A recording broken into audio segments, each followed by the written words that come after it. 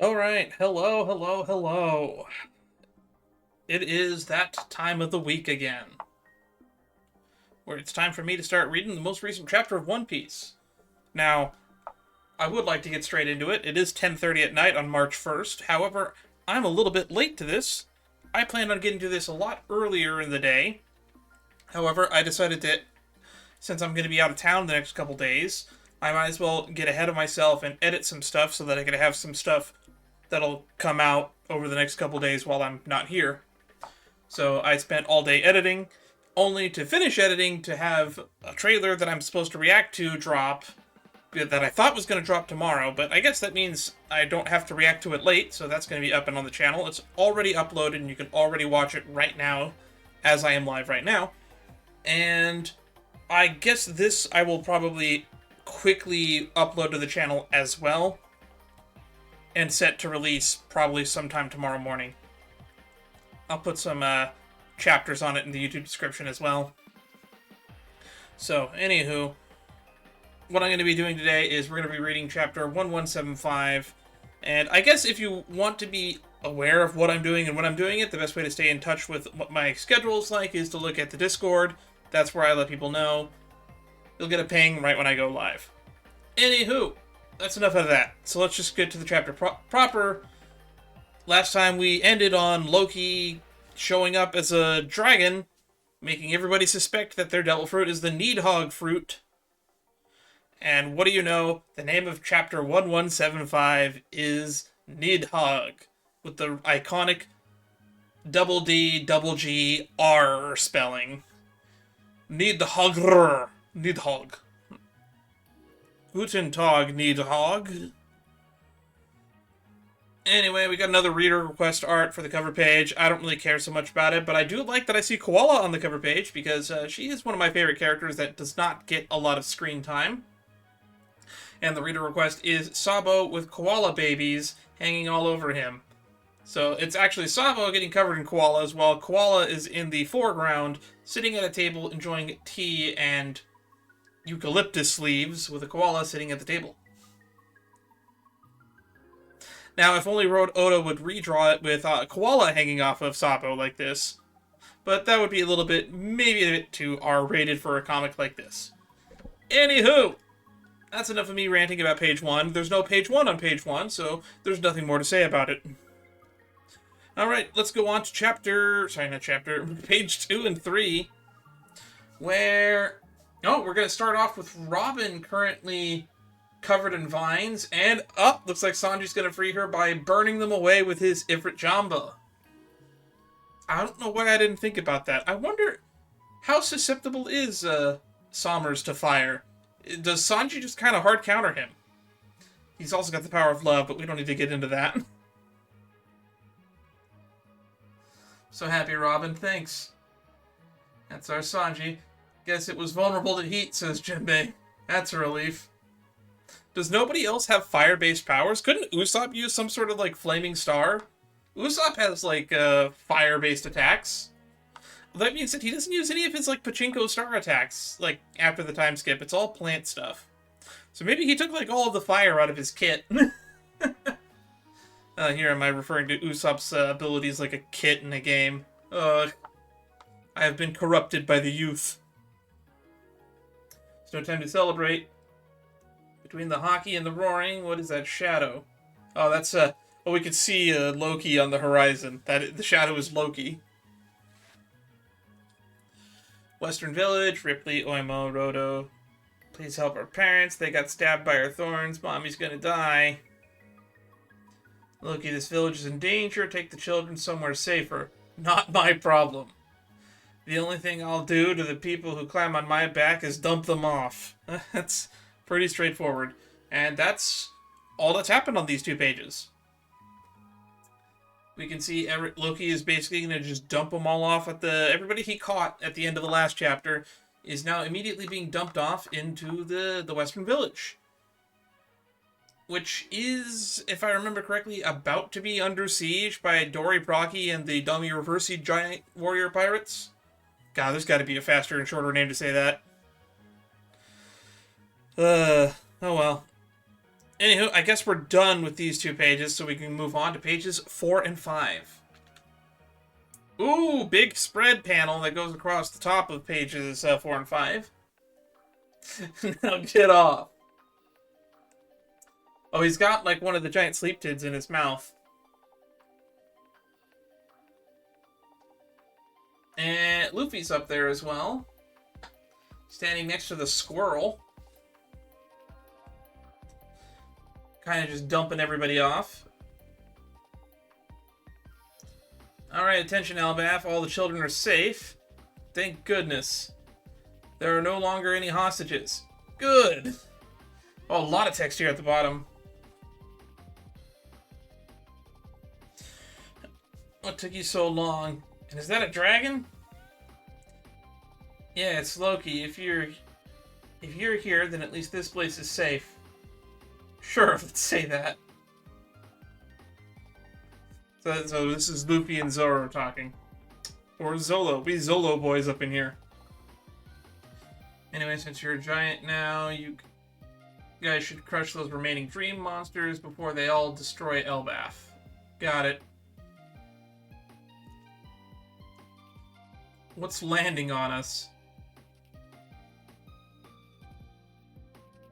They're thorns. Let the children inside. You fools are wasting your time. Okay, it looks like thorns are being shot at them. Okay, so it looks like Sommers is now pursuing the parents, saving the kids. You're not supposed to be alive, you miserable cretins. Give me back my emotions. Okay, so he was like so ecstatic and so joyful about everybody falling to their deaths in the last chapter, and now he's upset that all of that was for nothing. Because, like, from his perspective, this is hilarious. I'm very tempted to title Elbaph from Sommers' perspective is hilarious. Like that weird trend of YouTube videos that's been going around for so long. Because, literally, his entire life goal is to kill people with the power of love, manipulate those that love others so that they are forced to hurt each other. And then he got to see the ultimate goal of his achievements just be undone. So of course he's upset. And because of how big the panels are, we're already done with pages 4 and 5, so I guess it's time to move on to pages 6 and 7. What on earth is that? On the other hand, this works for me. If the brats are still alive, I haven't failed yet. I can still take them to the Holy Land as planned. However, I'll finish those half-dead parents now, using my thorn launcher. So he's made like a giant hydra out of vines that have cannons coming out of their mouth that are shooting thorns. Well, I was curious how the thorns were shooting at the parents, but I kind of just assumed that they would shoot out of the vine like magic, like go pew, pew, pew, pew, pew. I didn't think that it would actually make mouths and shoot cannons that fire thorns. This was a little bit not what I expected to see.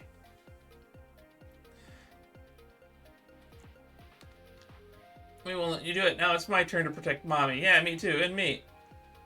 The kids are going to act as human shields for the parents because they know that Sommers is not allowed to kill them. And now he's getting all ecstatic again. These kids are the best.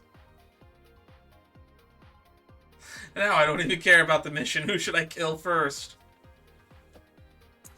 I'll never forget the bravery written on your stupid little faces. Farewell. Please, Colin, just run.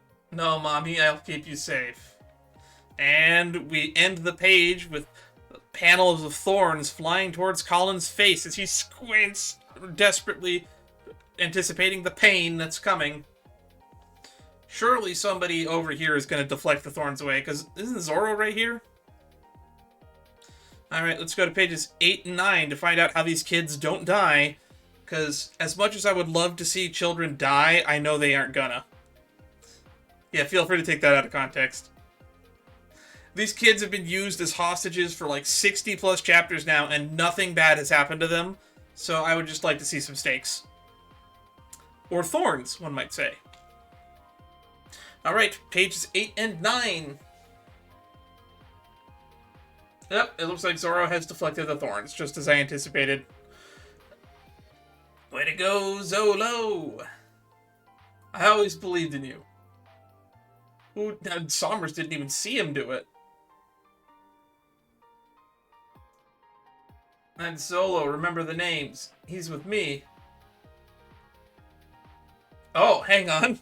Luffy's making a crosshair with his fingers, and he's locking onto Sommers' head. And hits him with a Dawn Thor rifle.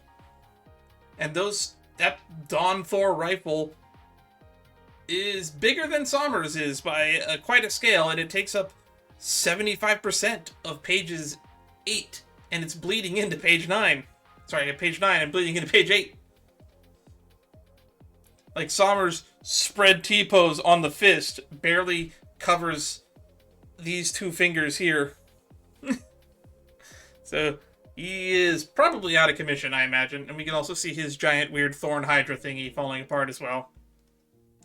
Man, Sommers has been getting so much screen time in the last couple of chapters. Hopefully he's down for good this time. That being said, he's a Holy Knight. He could probably regenerate from this and be up. Who knows if this is actually him going down. Alright, let's go to pages 10 and 11. Is Sommers still up? Oh, no, we get a close-up of his face and skull getting crushed. Oh my god, his head split into 3 pieces.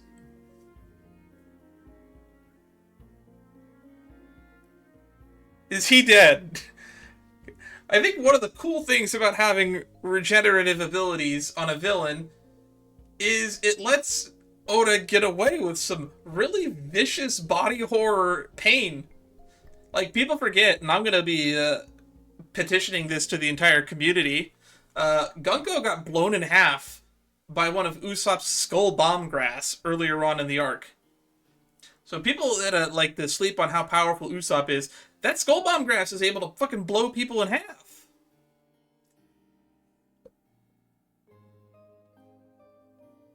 And the thorns are disappearing now from the kids. So I guess Sommers is actually down for good now, if that's happening. Double fruit powers usually just don't go away like that. Unless, like, the user is super defeated. So, if he's not dead from that punch, he's definitely out of the battle.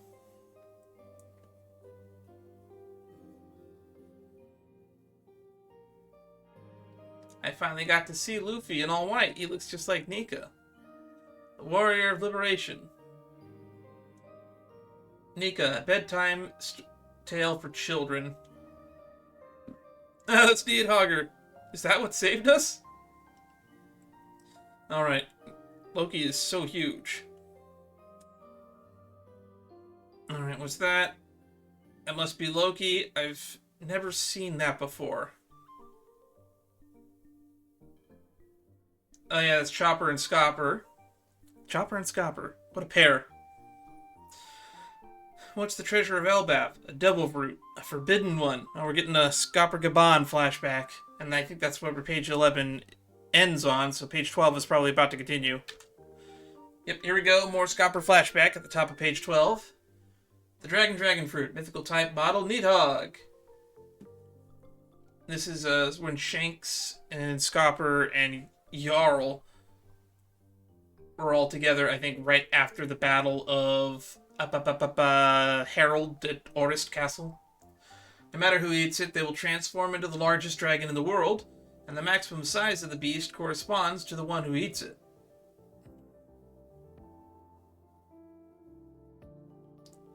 In other words, if a giant eats it instead of a human, or an ancient giant instead of a giant, the potential power of the fruit is extracted in greater measure.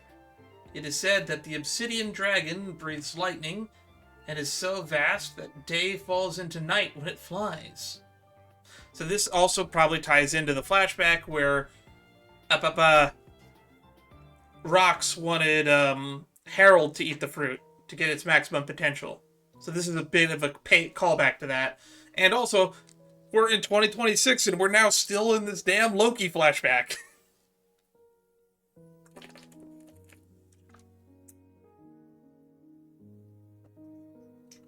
And due to the danger this power possesses, you've been making sure no one can eat it? Not quite. anyone tries to eat the fruit, the guardian hammer Ragnir blocks their attempts. In Elbaph, we have a legend about a warrior god. He wielded a weapon known as Ragnir, Iron Lightning, and turned into an enormous dragon to face off against the sun god. He fought alongside a trusted, loyal ice squirrel known as NIDDHOGGR. Okay, that's from Norse mythology. It's the squirrel that climbs up and down the world tree of the 9 realms. Which is why the Ragnir in this is actually a hammer. In other words, without its master, NIDDHOGGR chose to inhabit his weapon instead.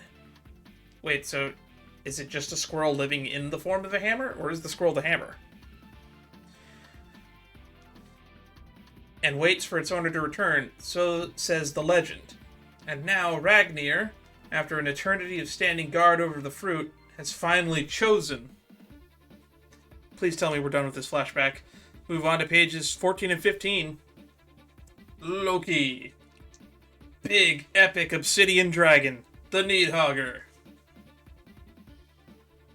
And he's shooting lightning and destroying sleep tids. We can actually see the sleep tid version of NIDDHOGG, and it's like a little, tiny little baby compared to him. It's barely the size of his mouth. I don't even know why he's shooting lightning at it. He could just eat these things. And that's basically 75% of both page 14 and 15 combined is just a big panel of Loki.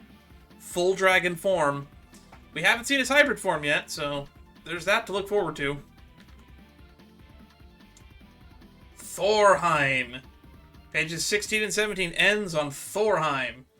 Big lightning blast. Kind of looks a little bit like Eneru's like what was it? Rygo. But considering how small the explosion, how small Loki is compared to this explosion, it makes Rygo look like a baby. And Loki is standing on, Luffy is standing on Loki's nostrils. Gunko. We get a shot of Gunko in the background. Still with the double wings, so still emu possessed. I see. So, NIDDHOGGR, that's where thou were. And that's where we end. Page 17 ends with a fully black panel with Emu's piercing gaze. We do see a panel of Mary Joa in the flower room, with Emu standing in it alone as well a little bit before that. So, I guess we're finally going to get to see things wrap up. Also, Gunko Emo flying means that they may have defeated Brook off screen, and Brook might be dead and or unconscious somewhere. So that's something to look forward to. We're gonna have to cut back to that probably. Maybe that's where the top of the next chapter will be. Last week was break week, so there shouldn't be a break week next week, I don't think. That being said, next week is the premiere of the One Piece, or I guess the premiere for the One Piece live action has already happened, but the public release of it isn't until the 10th. Like, they already premiered, like, the first couple of episodes at, what was it, the Chinese theater over the red carpet premiere? Some people have already gotten to see it. I am not one of those people, unfortunately. Although, I do plan on doing a watch party in Discord with some of my close friends, and maybe other members of the Discord can pop in if they want. But that's what I'm planning on doing on the 10th, and when I get back from my long trip. So I actually am going on 2 separate trips, actually. I'm going on a trip, I'm going to go do some house sitting tomorrow for the next couple days. I'm going to do some house sitting over in Willow Glen for like 3 or 4 days next week. Well, this Friday, ending on like Monday. So something to look forward to. For me, anyway. For y'all, look forward to not seeing my ugly mug for a bit. Anywho, let's just get into chapter highlights and predictions. So, obvious chapter highlights. What's the opposite of a highlight? Low point? Low point of the chapter is we cut back to the Loki flashback of all things, but we get some deep lore about the NIDDHOGG fruit. So, I guess that's fine. Definite highlight of the chapter is Somers' head being demolished by Luffy's fist. That's probably going to be the thumbnail picture right there. Because that is a scary-looking image, in my opinion. And I'm going to save a screen cap of it right now and put it in my officer chat. Because that's what we're definitely going to be using for the thumbnail.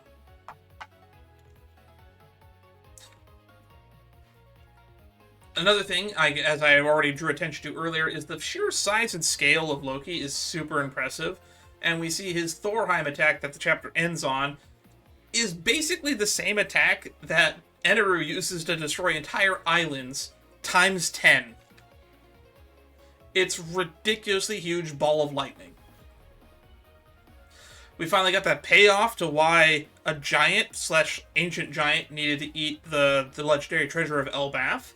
It's honestly not a good payoff, but it is a payoff.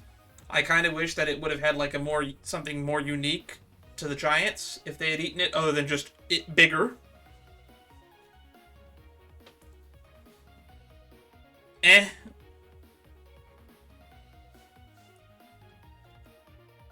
We also get a really funny panel of just Chopper reacting to the size of Loki, which is kind of also very funny. The children! Right, the children didn't die. Also, Somers' Devil Fruit. Big win this chapter for Somers' Devil Fruit. The fact that it makes this really cool triple-headed dragon hydra with cannons coming out of their mouthing, that's a pretty big highlight too. I want to honestly draw some more attention to that. People wanted to act like Somers wasn't a big threat, or like the Holy Knights aren't a big enough threat for this arc. But Somers on his own was pretty intimidating. He had a lot of potential. Outside of fire being his weakness, which, surprisingly, when you stop to think about it, only really Frankie, Usopp, but not even really post-time skip Usopp, and Sanji really have access to. Somers might actually be a little bit more annoying for someone like Luffy to fight if it wasn't for how overpowered strong Luffy is right now. I would not be surprised if the next chapter we cut back and Luffy has some thorns stuck in his hand. But that being said, Luffy has surprisingly always shown a fair amount of resistance to piercing attacks. He literally punched straight through Don Krieg's spiked cloak all the way back at the Baratier. So maybe someone like Somers isn't actually a threat, despite on paper being a pretty good matchup. There is also the funny panel of Luffy. I can't do it, the shape he's doing, because of the angle of the camera. But he makes a reticle that actually causes a physical crosshair to appear over Somers. Somers has definitely been my favorite villain of the arc, for sure, hands down. I'm gonna miss him. Hopefully he lives so that we can see him in a later arc. Because we're definitely gonna have to fight all the Holy Knights as a group at some point. Maybe not as the Straw Hats versus the Holy Knights, but maybe like the Straw Hats and all their allies versus the Holy Land as a whole. That might be happening in the final war. But I'm not entirely sure how we're gonna wrap up from here.